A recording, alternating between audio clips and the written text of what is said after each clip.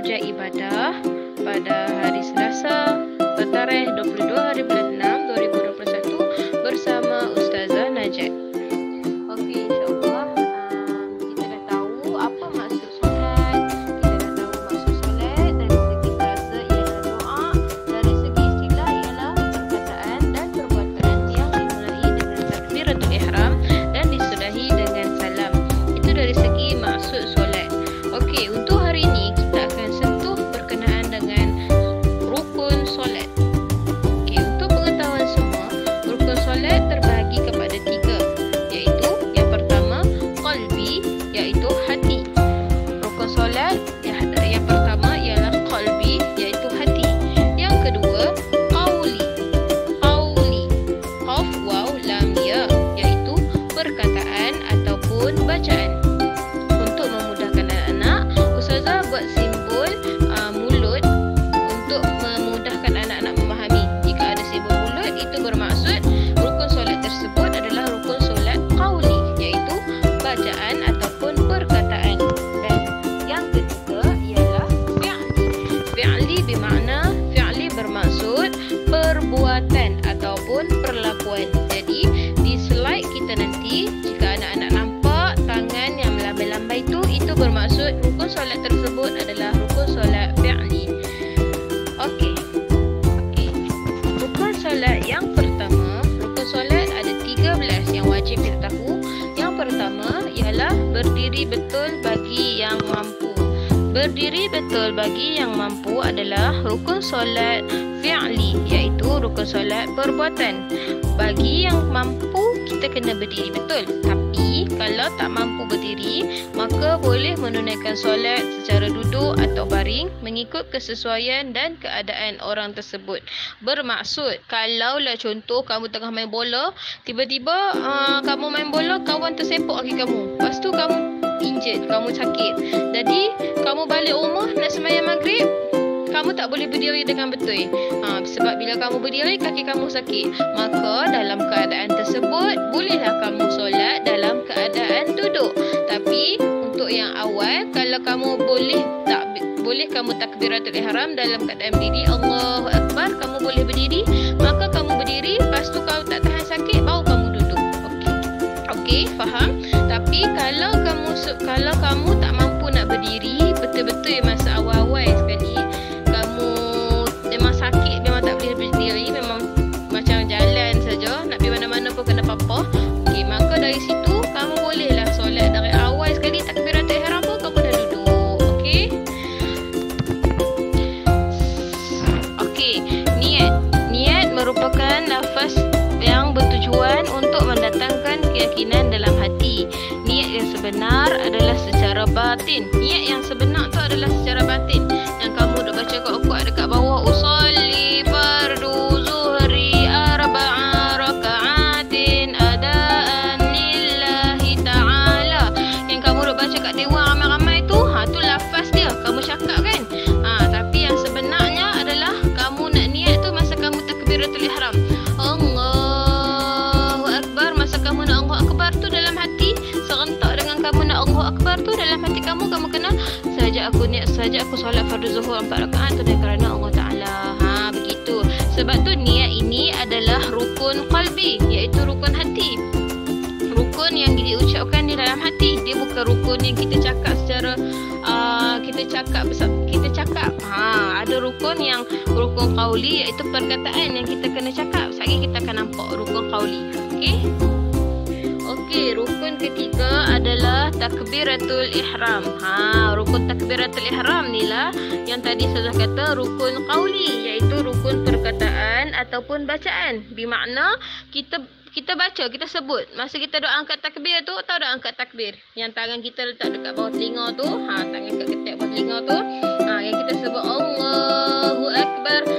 Sebab tu takbiratul ihram yang lafazkan Allahu Akbar tu, kita tak boleh dalam hati. Kita tak boleh cakap diam-diam dalam hati, tak boleh. Sebab ini adalah rukun qauli, iaitu kita kena bagi dengar dekat telinga kita. Sekurang-kurangnya dengar dekat telinga kita.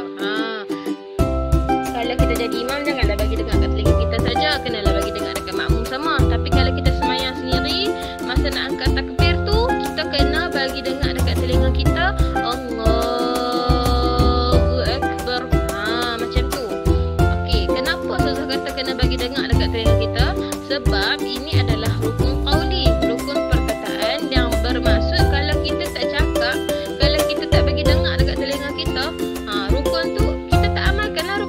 kalau kita tak buat salah satu daripada rukun solat yang 13 ni, solat kita sah tak?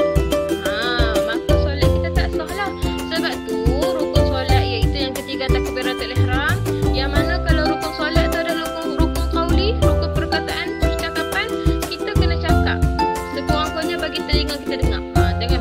Jangan kuat sangat kalau kita sembahyang jemaah, kita bagi dengar satu surah, kita makmum, kita bagi imam, kita bagi dengar sampai orang sebelah kita rasa terganggu. Tak boleh lah macam tu. Kita kena bagi sekurang-kurangnya bagi telinga kita je dengar. Janganlah bagi kuat. Allahu Akbar. Tu kalau jadi imam tak apalah. Kalau kamu sembahyang seorang-seorang, kalau kamu sembahyang jemaah, kamu duduk kat sebelah dekat masjid, pergi sembahyang Jumaat ke, sembahyang tarawih ke, janganlah duduk baca kuat-kuat sangat. Bagi telinga kamu je dengar. Jangan terlalu slow, jangan terlalu kuat. Faham semua? Okey, seterusnya rukun yang keempat adalah membaca surah Al-Fatihah. Membaca surah Al-Fatihah merupakan rukun solat yang keempat, iaitu rukun solat qauli. Iaitu qauli bermaksud perkataan ataupun bacaan. Okey, siapa tahu surah Fatihah baca dia macam mana? Ustazah yakinlah semua kelas Pak Arif kita dah tahu dah macam mana cara bacaan surah Al-Fatihah. Okey, jom kita baca sama-sama dengan Ustazah. Bismillahirrahmanirrahim. Alhamdulillahirabbil alamin. Arrahmanirrahim. Maliki yaumiddin. Iyyaka na'budu wa iyyaka nasta'in. Ihdinas siratal mustaqim. Siratal ladzina an'amta 'alaihim ghairil maghdubi 'alaihim waladdallin. Amin. Okey anak-anak, untuk surah Fatihah ini sama macam takbiratul ihram tadi, kita kena baca kuat. Bukanlah kuat macam takbiratul ihram tadi yang saya kata, kena baca sekurang-kurangnya mulut kena bergerak. Mulut kena bergerak, bagi dengar dekat telinga kita. Okey anak-anak, tak boleh baca dalam hati. Tak boleh baca dalam hati, duk terkumat kami mulut, tapi baca dalam hati tak boleh. Kita kena baca bagi telinga kita dengar. Okey anak-anak. Untuk surah selepas tu, kan lepas kita baca Fatihah, contoh kita baca surah Bismillahirrahmanirrahim, Qul huwallahu ahad kan. Okey, surah Qul huwallahu ahad tu boleh tak kita baca dalam hati? Surah Qul huwallahu ahad tu boleh dibaca dalam hati, sebab itu tak termasuk dalam rukun solat. Faham semua? Okey, untuk seterusnya rukun solat yang kelima adalah rukuk dan tamak-ninah. Okey, rukuk dan tamak-ninah ni apa maksud rukuk? Tahu kan rukuk macam dalam gambar tu? Itulah rukuk. Apa maksud tamak-ninah pula? Tamak-ninah tu adalah berhenti seketika sekadar bacaan subhanallah, sunat membaca subhana rabbiyal azimi wa bihamdi. Sunat membaca subhana rabbiyal azimi wa bihamdi. Tamak-ninah tu maksudnya berhenti seketika. Pastikan kita tamak-ninah kita rukuk tu jangan rukuk macam ayam kena batu. Allahu akbar. Jangan sampai tak ada bacaan langsung dalam rukuk kita, dalam sujud kita. Semua tu kita kena ada bacaan. Masa rukuk sunat kita baca subhana rabbiyal azimi wa bihamdi. Tapi kalau kita nak laju ke apa, sekadar bacaan subhanallah pun boleh dah. Kalau macam orang baru masuk Islam, dia tak hafal lagi kan bacaan-bacaan dalam solat. Jadi dia boleh sekadar nak ucapkan subhanallah. Nanti kalau kamu jumpa kawan-kawan kamu, kalau ada kawan-kawan yang baru masuk Islam ke, tiba-tiba kamu nak ajak dia, janganlah dia ajak yang berat-berat terus. Kita tak apalah, kita memang dah dari kecil duk dididik macam ni. Jadi kita tahu bacaan tu duk dengar setiap hari kat sekolah pun duk dengar. Bacaan kita duk dengar subhana rabbiyal azimi wa bihamdi. Lama-lama kita duk ulang, kita boleh ulang. Tapi kalau ada anak-anak kita, anak-anak Pak Arif yang tak boleh nak baca subhana rabbiyal azimi wa bihamdi, boleh sekadar nak baca subhanallah. Masa rukuk tu boleh baca subhanallah. Tapi kena selalu lazimilah subhana rabbiyal azimi wa bihamdi. Kena belajar, kena ulang sampai boleh. Lepas dah boleh, janganlah dia baca subhanallah dah. Sunat kita kena ambil yang sunat, kita ambil yang kita dapat pahala banyak kan. So kita bacalah subhana rabbiyal azimi wa bihamdi. Okey, rukuk dan tamak-ninah ni.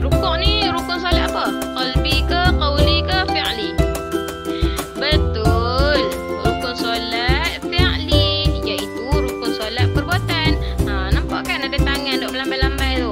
Bila ada tangan tu mesti dia adalah rukun solat fi'li, iaitu perbuatan. Okey, rukun solat yang seterusnya adalah i'tidal dan tuma'ninah.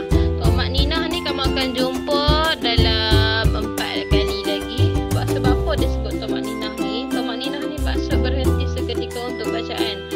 Maksudnya yang mana yang kamu nampak tuma'ninah tu, kamu takkan ada bacaan dia lah. Dan ada bacaan dia, tak boleh lah nak semayang macam yang kena patuk tu laju-laju.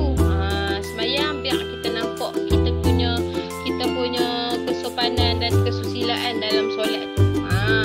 Apa Tok Guru Ustazah pernah cakap, kita punya solat mencerminkan kita punya masa, kita punya kehidupan kita. Kalau kita punya solat, kita duk tunggang, kita bukan tunggang terbalik. Kita punya solat duk kalut, solat pun kalut. Maksudnya kehidupan kita pun kalut. Nak buat tu kalut, nak buat ni kalut. Dia tak tenang tau. Tapi kalau kita solat dalam keadaan tenang, maka dia mencerminkan dalam kehidupan kita, kita akan jadi tenang. Dan nak buat apa-apa pun kita jadi tenang.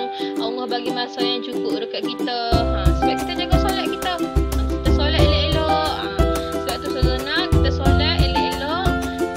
Ikut tuma'ninah dia, ikut tertib dia. Okey anak-anak? Okey, i'tidal ni adalah rukun solat apa? Rukun solat fi'li, iaitu perbuatan atau perlakuan. I'tidal ni yang sami Allahu liman hamidah rabbana walakal hamdu. Bila saya tanya nanti dalam kelas, siapa boleh jawab i'tidal tu apa? So nak ramai-ramai angkat tangan. I'tidal tu yang angkat tangan sami Allah lepas rukuk tu, sami Allahu liman hamidah rabbana walakal hamdu. Okey anak-anak? Okey, seterusnya rukun solat yang ketujuh ialah sujud dan tuma'ninah. Sujud dan tuma'ninah, masa sujud tu kita disunatkan untuk membaca subhana rabbiyal a'la wa bihamdih, subhana rabbiyal a'la wa bihamdih, subhana rabbiyal a'la wa bihamdih. Okey, rukun solat yang ketujuh iaitu sujud dan tuma'ninah ni, siapa yang boleh jawab? Dia rukun solat apa? Qalbi ke, qauli ke, fi'li? Betul. Sujud dan tuma'ninah merupakan rukun solat fi'li, rukun perbuatan. Okey, bagus. Siapa yang boleh jawab tu? Good job. Okey, seterusnya rukun solat yang ke-8 adalah duduk antara dua sujud dan tuma'ninah. Apa maksud duduk antara dua sujud dan tuma'ninah tu? Duduk antara dua sujud tu, lepas kita sujud, kan kita duduk kan? Itulah dinamakan duduk antara dua sujud. Tuma'ninah tu kita punya, apa orang panggil? Kita berhenti seketika, sekadar bacaan. Okey, apa bacaan duduk antara dua sujud? Masa duduk antara dua sujud ni, kita duduk nganga saja ke? Ke ada bacaan yang sunat kita baca? Ada bacaan yang sunat kita baca. Bacaan dia adalah Rabbighfirli warhamni wajburni warfa'ni warzuqni wahdini wa'afini wa'fu anni. Sekali lagi sudah bacakan, Rabbighfirli warhamni wajburni warfa'ni warzuqni wahdini wa'afini wa'fu anni. Okey, bacaan untuk duduk antara dua sujud. Tapi duduk antara dua sujud ni rukun apa? Rukun qauli ke, qalbi ke, fi'li? Betul, rukun fi'li, iaitu rukun perbuatan. Nampak tangan duk lambai-lambai tu, mesti kita ingat itu adalah perbuatan. Okey, gambar yang sudah tunjukkan tu adalah duduk antara dua sujud. Okey anak-anak, rukun solat yang ke-9 adalah duduk tahiyat akhir. Okey, apa maksud duduk tahiyat akhir ni? Duduk yang macam sudah tunjuk dalam gambar tu, kita duduk solat, duduk macam tu kan? Duduk tahiyat akhir ni adalah rukun fi'li. Rukun fi'li iaitu rukun perbuatan. Kalau kita tak duduk macam duduk tahiyat akhir tu, kita duduk macam duduk antara dua sujud, boleh tak? Tak boleh. Melainkan kalau kita ada sakit kaki ke, yang kita tak boleh nak duduk macam duduk tahiyat akhir tu, barulah dibolehkan. Tapi kalau tak ada sakit apa-apa, tak boleh saja tak mau duduk tahiyat akhir. Kita kena duduk tahiyat akhir. Yang duduk dekat pungkuk atas lantai, kaki kita kepok kat sebelah tu kan? Yang tu kita panggil duduk tahiyat akhir. So kita kena duduk ke-10, membaca tahiyat akhir. Membaca tahiyat akhir. Apa bacaan tahiyat akhir?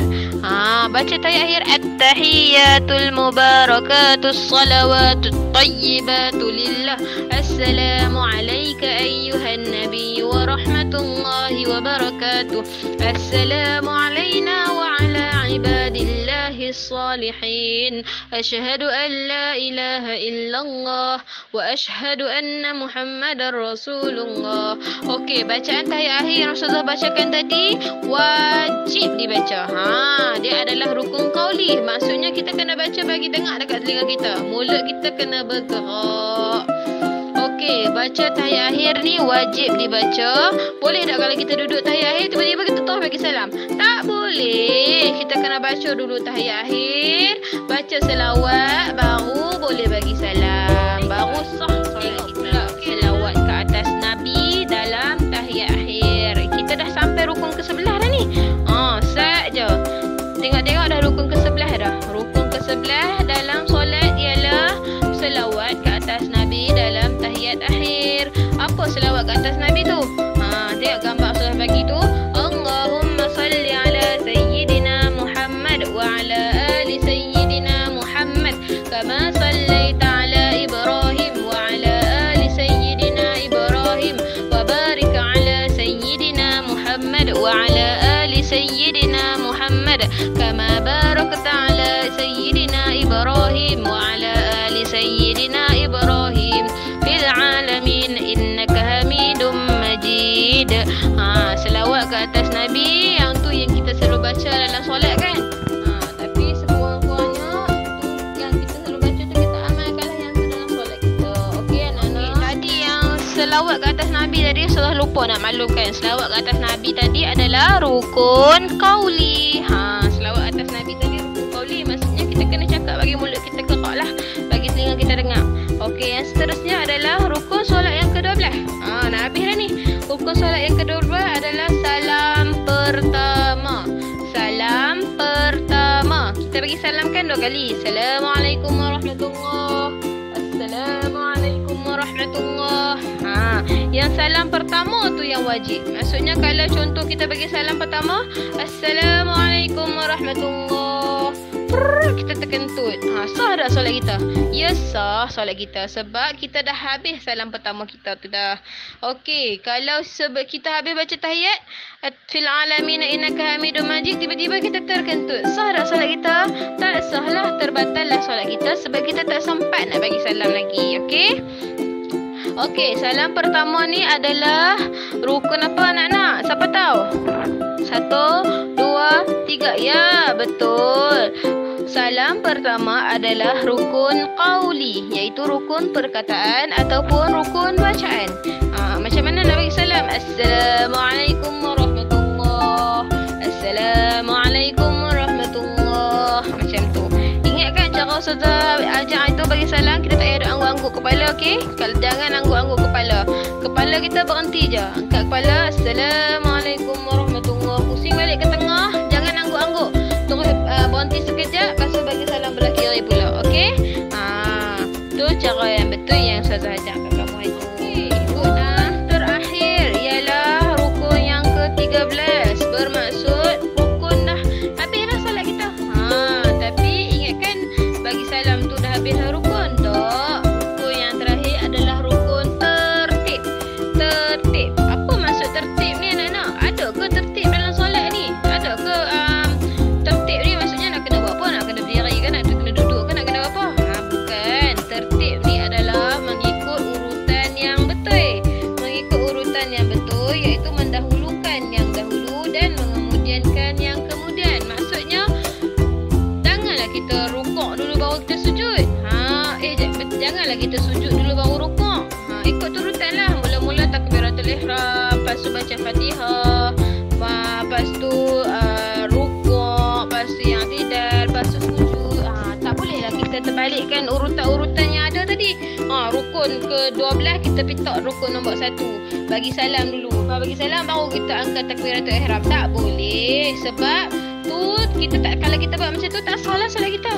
Sebab dalam solat ni pun Allah dah bagi yang rukun dia adalah tertib. Kalau Kalau kita tak tertib, kita tak ikut urutan, maka solat kita tak sah. Rukun ni maksudnya apa anak-anak? Rukun ni adalah kalau kita tak buat contoh ada 13 rukun ni, kalau kita tak buat salah satu, maka solat kita tak sah lah. Faham? Kalau solat tak sah, kena buat apa? Kena ganti balik solat kita yang dulu-dulu tu.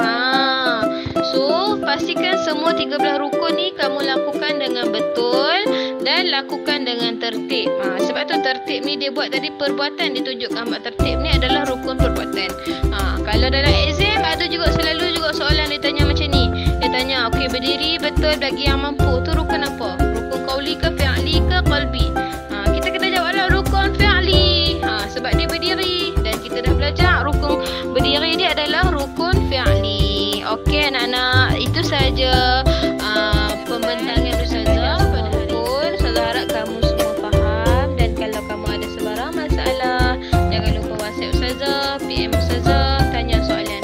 Kalau ada yang tak faham dekat apa yang Ustazah bentangkan tadi, tak faham dekat slide Ustazah bagi tadi, kamu PM Ustazah, tanya Ustazah, Ustazah, apa maksud Ustazah ni, saya tak faham lah. Tanya aja. Jangan duk malu-malu, okey? Pastikan faham betul-betul apa yang Ustazah ajak ni. Sebab solat ni adalah tiang agama kita. Kita kena solat bagi betul. Okey, kita dah siapkan belajar tadi. Jadi kita akan buat latihan dalam buku Seri Cemerlang Kafah, buku Kalir Biru, buku Tajuk Ibadah Kalir Biru. Okey, buat muka surat 24 sampai 28. Kalau dah siap, hantar gambar kepada Ustazah. Okey anak-anak, terima kasih. Kalau ada yang tak faham soalan, tak faham nak baca macam mana, boleh tanya Ustazah. Okey, PM je Ustazah. Ustazah, dia nak baca macam mana, saya tak faham lah. Tanya je. Jangan segan tidur, jangan main ini. Assalamualaikum. Terima kasih. Bye-bye. Kita jumpa lagi pada hari Khamis.